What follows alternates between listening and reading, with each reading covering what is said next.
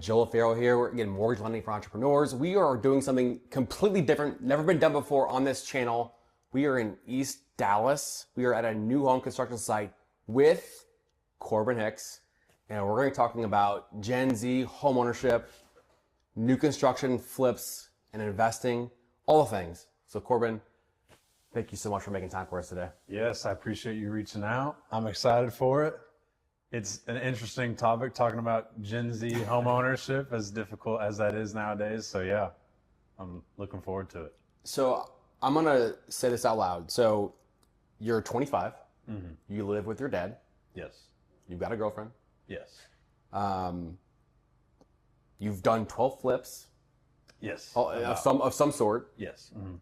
And you're building your real estate business all at the age of 25. And, you know, we talked about this earlier. The average age of a first-time home buyer is 40 years old now.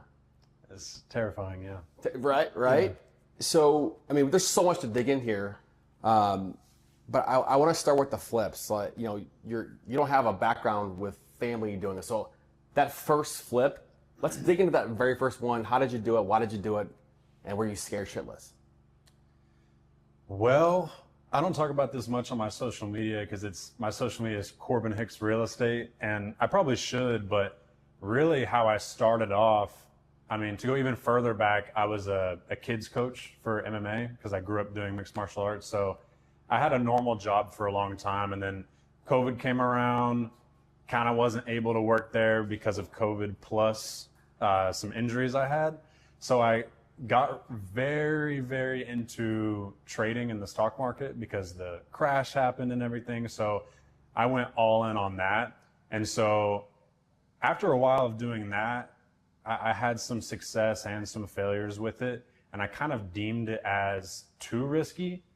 And I think flipping is, although it is scary and I was still a little bit spooked, it's not as bad as trying to actively trade options or futures in the stock market. So it really wasn't too bad. And I kind of came from that risk-versed mindset of trading the stock market. So, I mean, I was more excited than anything. And the first flip I did was only a mobile home in Springtown, Texas. So the purchase price was super cheap. It was like $125K.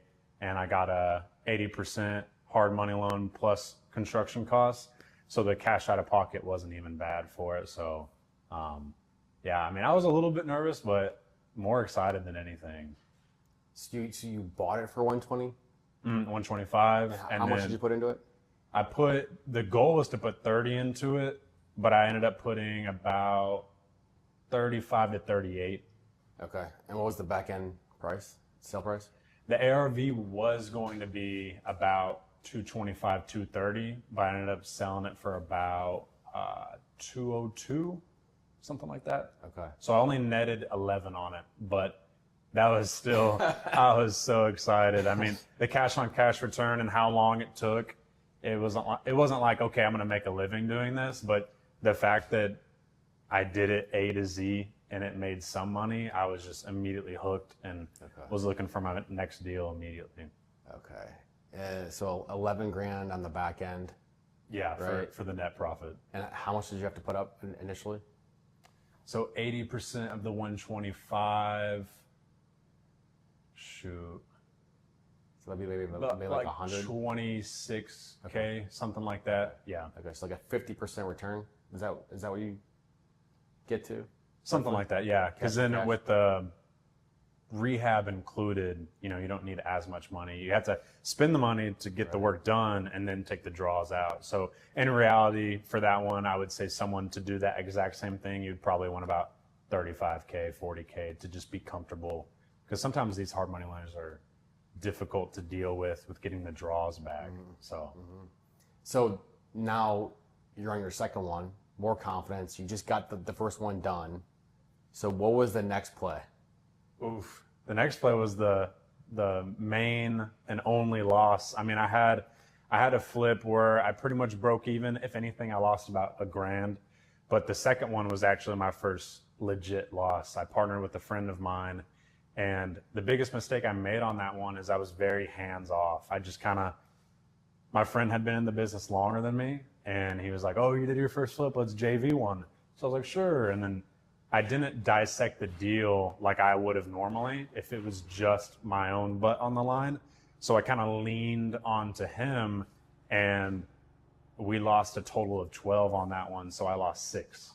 So yeah, second flip ever, lost $6,000 on that one. Okay, so on that one, did the construction renovation costs come in higher? Did you sell it for less? Like, what was the gap? Paid too much for it, made the house way too nice for the area. This was in Fort Worth, and I mean, the area wasn't bad per se, but we redid absolutely everything on the house, like full bathroom remodels, kitchen remodel.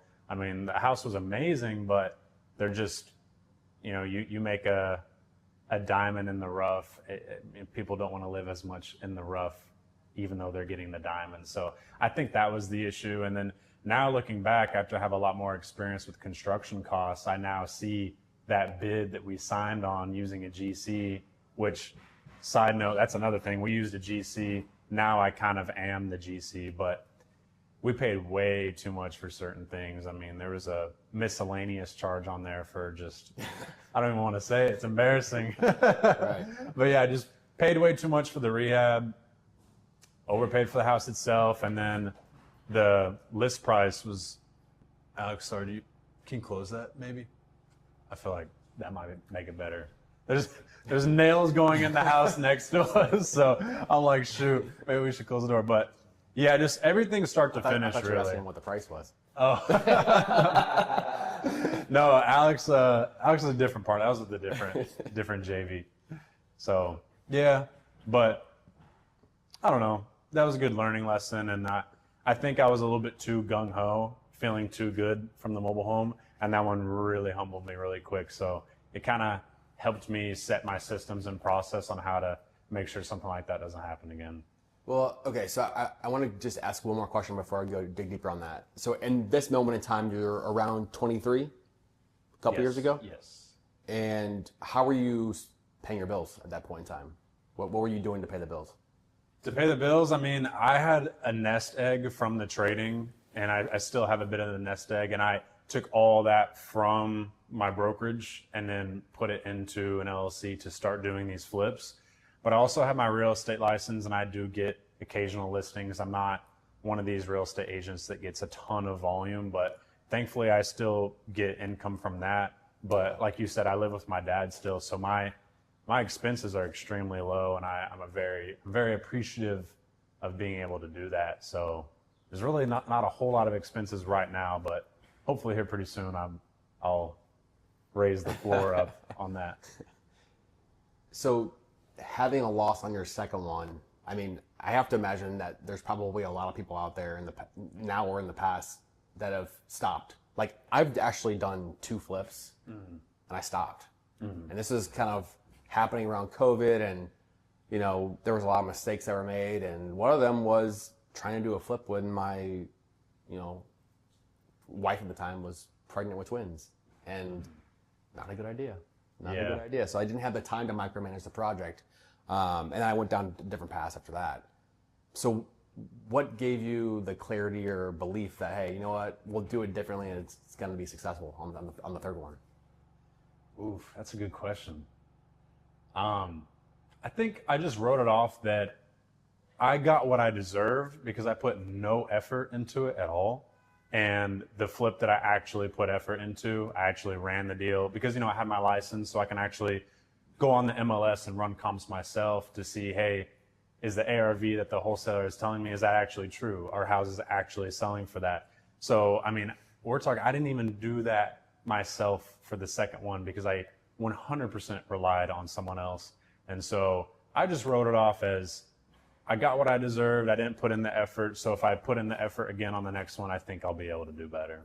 That person, how many deals had they done at that point? That's another thing. They're a top agent at a wholesale brokerage, so very knowledgeable about distressed real estate and getting sales and stuff. But as far as flips, that was also their first flip.